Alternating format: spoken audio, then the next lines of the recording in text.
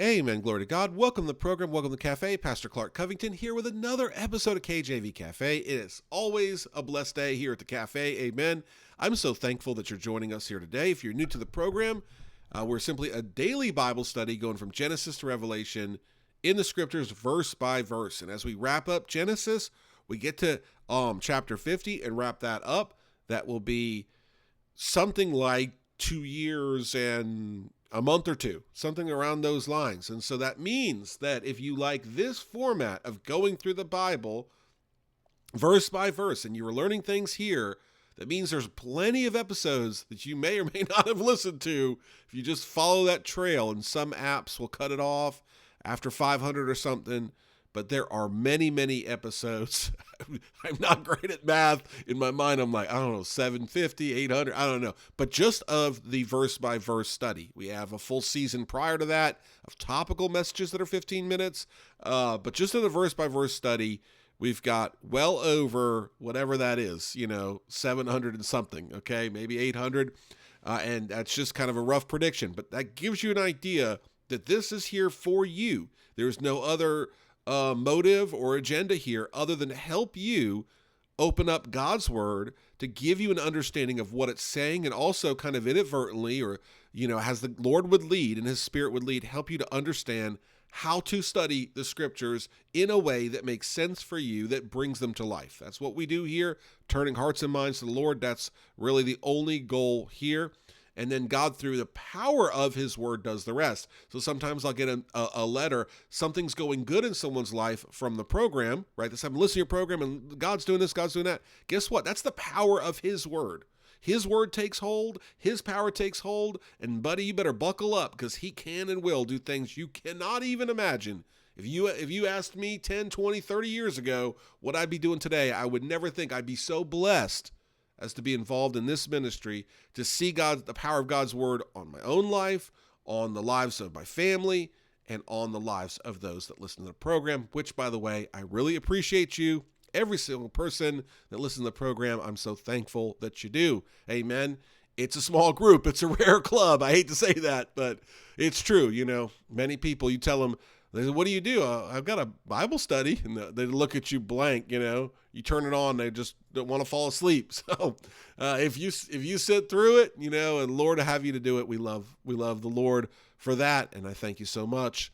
And let's get right to it here. Genesis 49, looking here at verse 5, Simeon and Levi are brethren, instruments of cruelty, are in their habitations. O my soul, come not thou into their secret, unto their assembly.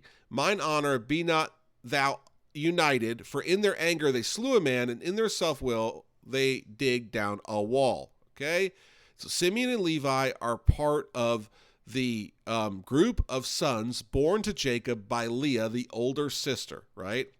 And Simeon and Levi are specifically the second and third overall of the 12 tribes born. So Reuben's the firstborn, right? That's what it says in verse 3. Reuben, thou art my firstborn, right? He's going in order here.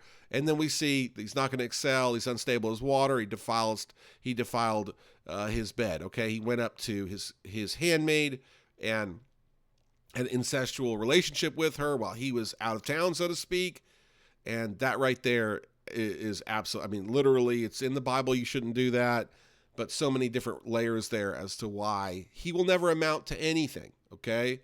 Because he did that. God doesn't forget, amen? God doesn't forget. You think of Noah and his sons, and when the sons that are playing games with him, and one of them is cursed, and that curse carries on. In fact, to this day, people debate which group was most cursed from that curse on his son, amen? And it was a big one.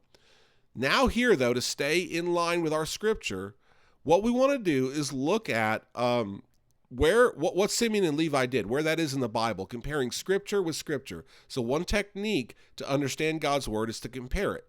So it says here that they went and did something bad, right? It says here that for in their anger, after the colon there in verse 6, they slew a man, and in their self-will, they dig down a wall, okay? Well, where did they do that? Well, that was Genesis 34. Okay, so we're in Genesis 49, so go back 15 chapters to Genesis 34. What we'll do is we'll take a break. We're going to look at some of Genesis 34 to see what these men did that created a eternal rebuke, if you will, in some ways, to them. Amen. You are listening to KJV Cafe. As always, thank you for listening. Hey, if you're new to the program, you can learn more about us at kjvcafe.com, kjvcafe.com. All right, so we see here Genesis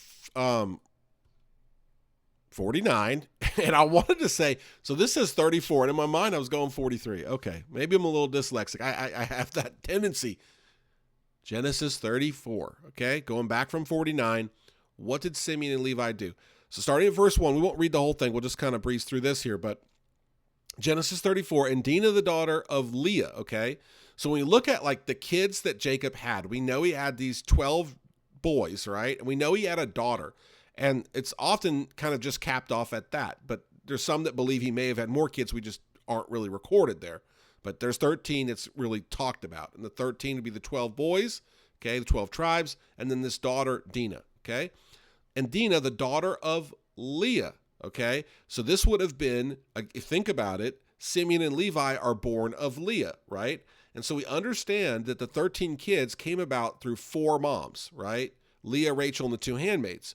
So these boys, Simeon and Levi, would have been full-blooded brothers to Dinah, okay? That's an important point. And when Shechem, the son of Hamor, the Hivite, prince of the country, remember that idea of him being a prince, saw her, he took her and lay with her and defiled her, okay? All right, and you remember, she went out to see the daughters of the land in verse 1. So he didn't walk in, okay, with a sword and say, give me her, and then defile her, okay? He didn't declare war. He didn't hold her captive. She went out. Does that make it right what he did? Absolutely not. It absolutely is horrific what he did. Nonetheless, we're looking at why did Jacob say you guys acted horrible, immoral, didn't do what God would have you to do? Because, again, she had gone out. He did. It doesn't say he was with a crew of every Shechemite, right? So why should they all die for his sin, right? Verse 3. And his soul clave unto Dinah, the daughter of Jacob, and he loved the damsel and spake kindly unto the damsel. Okay, so it shows here the relationship was a little bit more than just, something where they're getting together and, he's just throwing her aside like she's nothing. He loved her, okay? So again, there's context to this. It doesn't mean what he did was right, especially in that time. Defiling her, that's literally what it means. Like, she's damaged goods. She cannot marry. You look at all these honor killings like in Pakistan and so forth. It's very sick and very twisted. But if you have someone that loses their flower, the Bible would say, their virginity prior to marriage, it's a very challenging life for them. And he did that to her, okay? But he wanted to marry her. Jacob had heard this, and Jacob heard that he had defiled Dinah, his daughter. Now his sons were with his cattle in the field, and Jacob held his peace until they were come. Hamor, the father of Shechem, went out unto Jacob to commune with him. The sons of Jacob came out of the field when they heard it. And the men were grieved, and they were very wroth, because he had wrought folly in Israel, in lying with Jacob's daughter, which thing ought not to be done.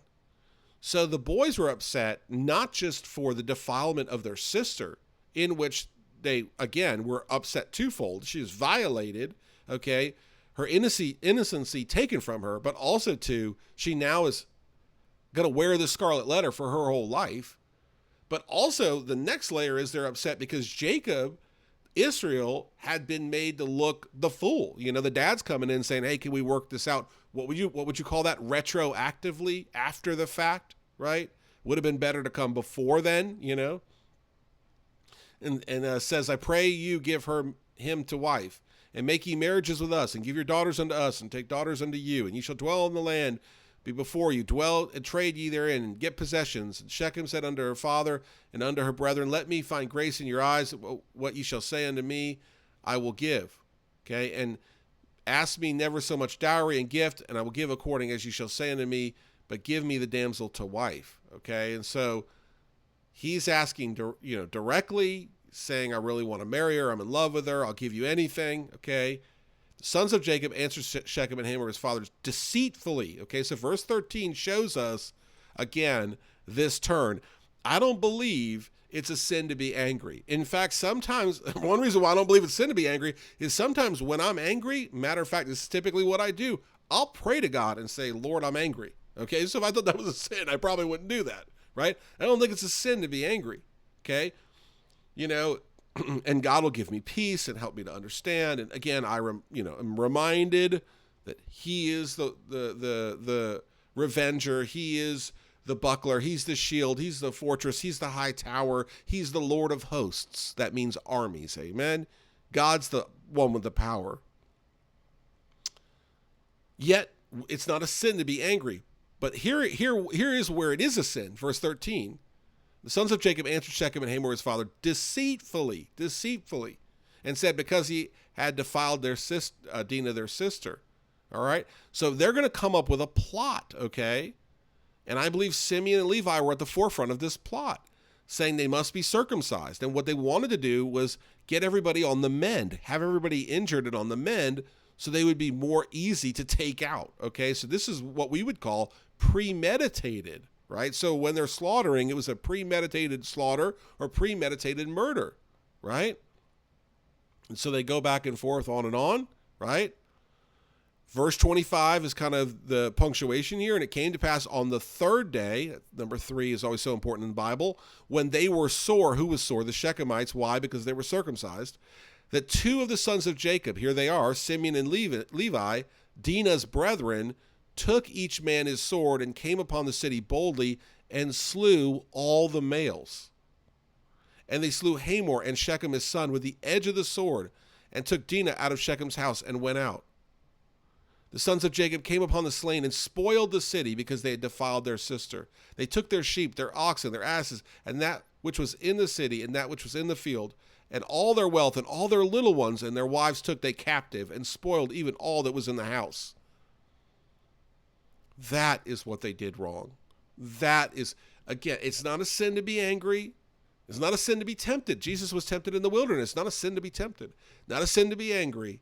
It's a sin to give into that lust, as the book of James would say. To let that lust be conceived, as the book of James would say. It's a sin to give into it, right? And they gave into it when? Not when they pulled that sword out. They gave into it when they deceitfully plotted, right? They had that meditation. You read in the Psalms and the Proverbs that, the wicked man they're thinking and lusting upon sin day and night, right? You think of Levi and Simeon laying there just in their beds thinking about how can we get them and how can we get them good and how can we wipe them out, right? And you think of Shechem, I always think of it as a smaller place. I don't think it was a city of 50,000, it's just 2 guys with swords. But you think of it as somebody there, completely innocent, that didn't know Dinah and maybe wasn't even close to Shechem, or Hamor, that was just living their life. They just happened to live there. And there's a knock on their door one day and they open the door and boom, the sword slices them dead. And they didn't do anything. They don't have any part in this. They don't know anything. And now they're dead, right? That is, again, the greater sin, right? Dinah defiled, horrible sin. Jacob's sons seeking revenge in such a bloodthirsty way. And they didn't just do all that, but they took the kids, they took the spoil, right? They took everything. This is not how godly people live, but this is how the carnal world lives. Eye for an eye, flesh for flesh, you do something wrong to me and I'm going to do something wrong to you. It just seems like how that should be. And I know some of that people think is rooted in the Bible. But Jesus tells us in the New Testament to love our enemies, not just forgive them, but to love them. The one that despitefully uses us and hates us, for us to feed that person when they're hungry, right? To pray for them earnestly. This is the idea of offering ultimate forgiveness to our enemies in hopes, the Lord would say, I believe, God help me to say it, that we might see what He gave to us in Jesus Christ, dying for our sin on the cross at Calvary, us being evil, wicked sinners in need of a Savior, being enmity or at animosity or at war with God. And while we were sinners, the Bible says, while we were yet sinners, Christ died for us. And so when we forgive those that are enemies to us, we might just be able to understand what God the Father did for us through the Son. Praise God for the Son. We'll get to so much more in the next episode. Tune in then. Thank you for listening. Take care. God bless, and amen. Thanks for listening to KJV Cafe, and we'll see you at the cafe tomorrow.